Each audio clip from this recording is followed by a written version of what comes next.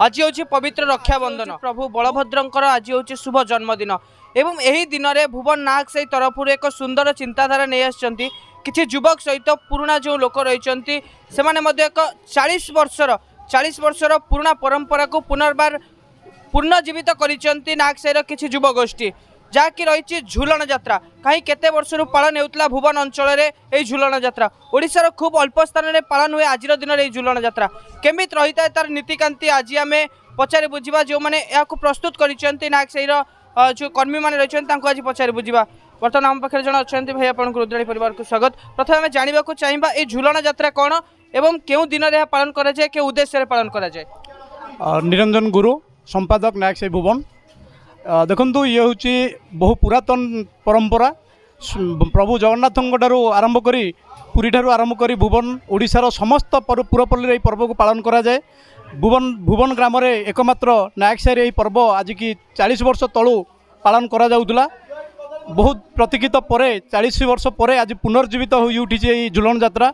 मुझे सर्वप्रथम धन्यवाद देवी रुद्राणी परिवार को तत्सहित नागसाईर समस्त कर्मयोगी बंधु मान को जे यही कार्यक्रम को पुनर्जीवित करिसेंती आमे तो यही यात्रा को जानी ही ना देखी ना किंतु आम पाखे जो वयोज्येष्ठ व्यक्ति मैंने अच्छा से आम जहाँ प्रेरणा पाइचु से प्रेरणा को आधार करी आज ये झुलन यात्रा को आरंभ करुचु प्रभु बलभद्रंकर जन्म उत्सव को आधार करी ये झुलन यात्रा आज नागसाई आरंभ करुचु भुवन ग्राम रे। आपण कौन कहवा चाहिए दीर्घ 40 वर्ष धरी बंद रही झुलन यात्रा पुणी करने कहीं मन रुंकुई मारला आपण मैंने आम तो बहुत वर्ष आम तो पिला बहुत वयस्क लोक अच्छा आम झुलन यात्रा बंद होता है पलित हो चली झुलन यात्रा हम आगे चलो ये दिन चली केते दिन पूर्व आपण प्रस्तुति आरंभ करते झुलन यात्रा आज की 5 दिन पूर्व आरंभ करूँ कौन निर्मित हो जो झुलन रही कौन कौन सामग्री लगी जदि जड़े नुआ संगठन करने को चाहिए कि नुआ साई करने को चाहिए कौन कौन काठरे तैयारी काठरे झुलन काठरे तैयारी आउ जड़े वयोज्येष्ठ आम सागर अच्छा सहित कथा पूर्वर केमती होता झुलन यात्रा हाँ पूर्वर होता आ पिला मैंने कहले आम झुलन यात्रा आरंभ करूँ मन नहीं आम ए वर्ष आरंभ करुँ कहीं बंद रही झुलन यात्रा भुवन रु कहीं लुचि जाइला संपूर्ण रूप से बंद रही झुलन यात्रा हाँ बंद हो जाता मैं वर्ष आरंभ कलु ये पिला मन नहीं झुलन यात्रा कौ ठाकुर पूजा पाती एवं नीतिकांति कौन रही है नीतिकांति ये बलद पूजा तो बलद पूजा आम झुलन यात्रा करूँ आउ जन्माष्टमी की मांगू राधाकृष्ण मौसा आपन कौन कहवा चाहिए जेहेतु राधाकृष्ण ठाकुर को पूजा करती केते दिन पूजा लगी रहा आज दिन में शेष हम एटा 7 दिन रमर राधाकृष्ण 7 दिन झुलन दौड़ झुलिबे आमर प्रत्येक साई आम 80 मेम्बर अच्छु 80 मेम्बर समझे पालू 7 दिन पर्व आम आगुरी 40 वर्ष होता ए मझे कौन जो बंद होता फिर आम छुआ एकाठी होगी आग्रह है आम आरंभ करूँ आरंभ सब रहा जो भुवन एक बड़ समाज कापुड़िया समाज आज हूँ पर्व ता सहित जो झुलन यात्रा किसी सामंजस्य रोचे अच्छी आम कापुड़िया माने आम बलभद्र पूजा बलभद्र मैंने जो जग जो कृष्ण दी भाई गोटे पूरा लगिक अच्छी जो युवगोष्ठी मैंने एप्रति आकृष्ट होती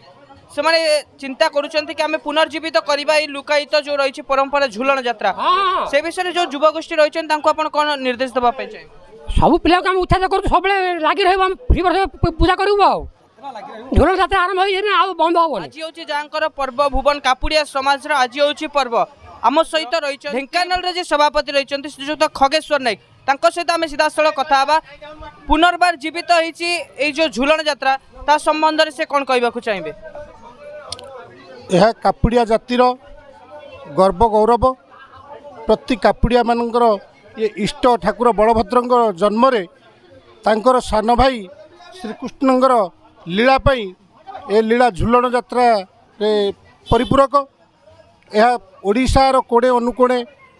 जगन्नाथ पांजी हो कि बिरजा पांजी हो सब पांजी रे झुलन यात्रा लिपिबद्ध अच्छी ये झुलन यात्रा भुवन संस्कृति ये विगत 60-70 वर्ष कि 100 वर्षर इतिहास भुवन रे जो आराध्य देवता मैंने अच्छा से मैंने झुलन यात्रा झुलती या हूँ आमर परंपरा ये जेहेतु कापुड़िया समाजर इष्ट ए यात्रा आज की विगत 50-52 वर्ष तले भी झुलन यात्रा होता किंतु यह संपूर्ण भाव में सब ଚାଲିବ ବୋଲିକି ଆମର ବିଶ୍ୱାସ ଆଶା ଲୋକମାନଙ୍କର ସହଯୋଗ ସହାନୁଭୂତି ଅଛି। ଏହା କହୁଛି ମୁଁ କାପୁଡ଼ିଆ ସମାଜ ସଭାପତି ହିସାବରେ। ଜୟ ହିନ୍ଦ, ଜୟ ବଳଭଦ୍ର। କ'ଣ କହିବାକୁ ଚାହିଁବେ ଯେଉଁ ଆପଣଙ୍କର ଯେଉଁ ଝୁଲଣ ଯାତ୍ରା ରହିଛି କାହାକୁ କାହାକୁ ଆପଣ ସାମିଲ କରିଛନ୍ତି ଏଇ ଯାତ୍ରାରେ? ଝୁଲଣ ଯାତ୍ରାରେ ତ ଇଏ ହେଉଛି ଭୁବନର ପୁରୁଣା ପରମ୍ପରା। 1987 ମସିହା ଘର ପୋଡ଼ି ପରେ ଏ ଯାତ୍ରା ଲୋପ ପାଇଯାଇଥିଲା। ଏ ବର୍ଷ ପୁନର୍ବାର ବାହାରିଛି। ରକ୍ଷାବନ୍ଧନ ଉତ୍ସବରେ ଆମେ ସମଗ୍ର এই ନାଗ ସାହିର କାପୁଡ଼ିଆ ସମାଜର ବସ୍ତି ବାସିନ୍ଦା ସମସ୍ତଙ୍କୁ ଭାଇଚାରା ସହିତ ସାଥରେ ରହି ସମସ୍ତଙ୍କୁ ଜାତି ବର୍ଣ୍ଣ ନିର୍ବିଶେଷରେ ଆମେ ସମସ୍ତଙ୍କୁ ଏକ ସାଙ୍ଗରେ ନେଇ ଆମେ କାନ୍ଧକୁ କାନ୍ଧ ମିଳେଇ ସେମାନଙ୍କ ସହିତ ଆମେ ଆମ ଯାତ୍ରା ଆମ ବଳଦ ଆମ ପରମ୍ପରା ବଜାୟ ରଖିବା ପାଇଁ ଆମେ ଚାହୁଁଛୁ। ଆପଣଙ୍କ ଯାତ୍ରାରେ କାହାକୁ କାହାକୁ ଆପଣ ସାମିଲ କରିଛନ୍ତି ନିଜ ସାହିତ୍ୟ ତ ଏମିତି କିଛି କାର୍ଯ୍ୟକ୍ରମ ରଖିଛନ୍ତି ଯେମିତି କୀର୍ତ୍ତନ ହେଲା କିଛି ପାରମ୍ପରିକ କାର୍ଯ୍ୟକ୍ରମ ଏମିତି କିଛି ଆପଣ ସାମିଲ କରିଛନ୍ତି କି? ସମସ୍ତଙ୍କୁ ଯେହେତୁ ଇଏ ହେଉଛି ହିନ୍ଦୁମାନଙ୍କର ପର୍ବ ଏବଂ ଭୁବନ ତଥା ଓଡ଼ିଶାର ସମସ୍ତ ହିନ୍ଦୁ ସମାଜର ସମସ୍ତ ମୁସଲିମ ସବୁ ସମ୍ପ୍ରଦାୟର ଭୁବନର ଯେଉଁ 42 ପାଟକ ଅଛନ୍ତି ତାଙ୍କୁ ମଧ୍ୟ ଆମେ ଏଥିସହିତ ସାମିଲ କରିଛୁ। ଶିଖ ବୌଦ୍ଧ ଧର୍ମ ମୁସଲିମ ସମସ୍ତେ ଆମର ଯାହା 42 ପାଟକ ଅଛନ୍ତି ଆମେ ସମିତିକି ସାଥ ନେଇକି ଆମେ ଯିବା ପାଇଁ ପ୍ରୟାସ କରିଛୁ ଏବଂ ପ୍ରୟାସ କରିବୁ ଏବଂ ଆଗାମୀ ଭବିଷ୍ୟତ ପାଇଁ ମଧ୍ୟ ତା କାର୍ଯ୍ୟକାରୀ କରିବୁ ବୋଲି ଆମେ ଆଶା ରଖିଛୁ। ଆମର ଯେଉଁ ଯାତ୍ରା ହେବ ସେ ଯାତ୍ରା ଶୃଙ୍ଖଳାର ସହିତ ଆମେ ଭାଇଚାରା ଭିତରେ ଆମେ ସମିତିକି ସାଥ ନେଇ ଚାଲିବା ପାଇଁ ପ୍ରତିଶ୍ରୁତି ଦେଉଛୁ ଏବଂ ଆମେ ଆଶା କରୁଛୁ ସମସ୍ତ ମିଡ଼ିଆ ଭାଇମାନେ ଆଜିର ଏହି ପବିତ୍ର ରାକ୍ଷୀ ପୂର୍ଣ୍ଣିମା ଉତ୍ସବରେ ଆମକୁ ସହଯୋଗ କରି ଆମର ଜାତିକୁ ଶାନ୍ତିପୂର୍ଣ୍ଣ ଭାବରେ ଆମ ସହିତ ଯୋଗ ଦେଇଥିବାରୁ ଆପଣମାନଙ୍କୁ ବହୁତ ବହୁତ ଧନ୍ୟବାଦ। ନିଶ୍ଚିତ ଭାବରେ ଆମେ କଥା ହେଉଥିଲେ ଭୁବନ ନାଗସାହିର କିଛି କର୍ମୀ ଯେଉଁମାନେ ରହିଛନ୍ତି